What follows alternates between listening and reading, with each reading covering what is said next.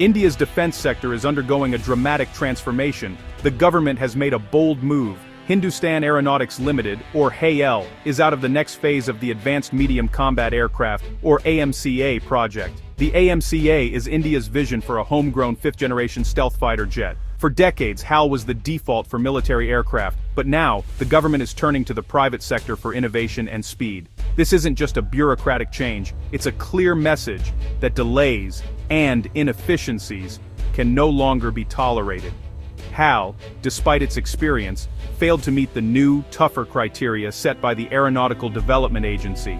The main issue: HAL is already overloaded with projects, risking further delays if AMCA was added to its plate. The government is betting that private industry can deliver where the public sector has struggled.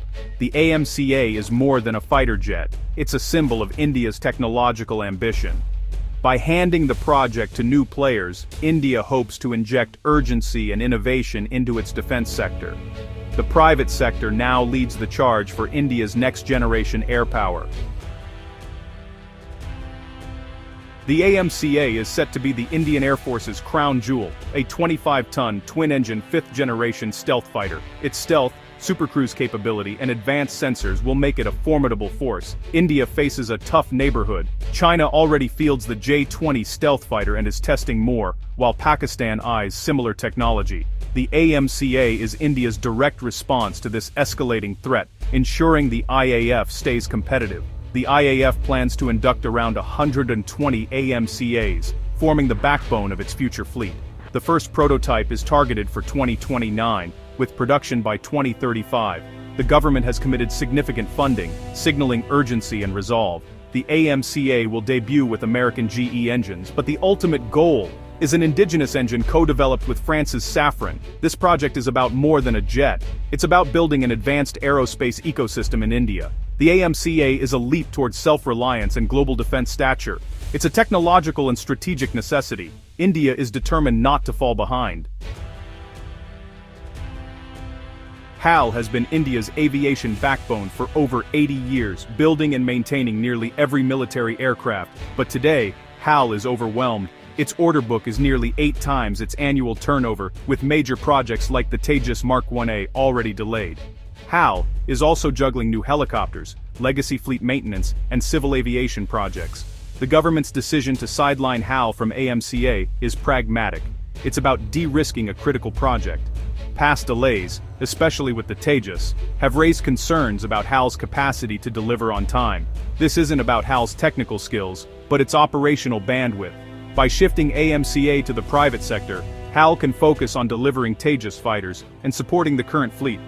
It's a strategic division of labor to keep all key projects moving. For the first time, a major Indian combat aircraft program will be led by private sector companies, not a state-owned giant. This is a landmark shift, driven by the Make in India policy and a new industry partnership model. 3 private consortia, Tata Advanced Systems, Larsen and Toubro, and Bharat Forge, are in the running to build the first AMCA prototypes. These companies will lead teams of smaller firms, creating a robust defense ecosystem. The move ends the monopoly of state-run entities, fostering competition and innovation. Private firms, motivated by efficiency and accountability, are expected to deliver results faster. This is a calculated risk. These companies have never led a project of this scale. But success will mean not just a new fighter, but a new era for India's defense industry. The AMCA project will test whether India's private sector can deliver world-class technology. If successful, it could make India a major exporter of advanced defense systems. The Tejas Light Combat Aircraft program is a lesson in the risks of overburdening HAL. Launched in the 1980s, Tejas took decades to mature, with the latest Mk1A version still facing production delays. The IAF has ordered 180 Tejas Mk1As, but deliveries have slipped repeatedly. HAL blames supply chain issues, especially engine delays from GE, but integration and certification challenges persist. Despite new assembly lines, HAL struggles to meet deadlines and quality standards. These delays directly impact the IAF's operational readiness.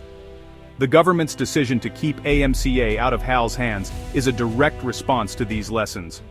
Avoiding another Tejas-like saga is now a top priority.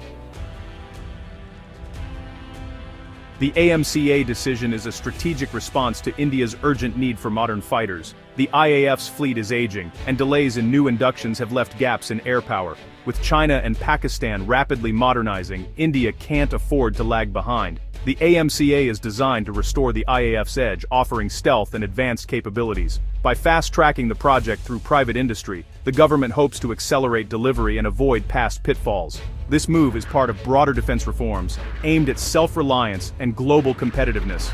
Excluding HAL is a hard-nosed decision based on performance and future needs. The private sector faces a huge challenge, but the stakes are too high for half measures. The AMCA's success will shape India's air power and its place in Asia for decades. The future of Indian aviation is being written now, with new players at the helm.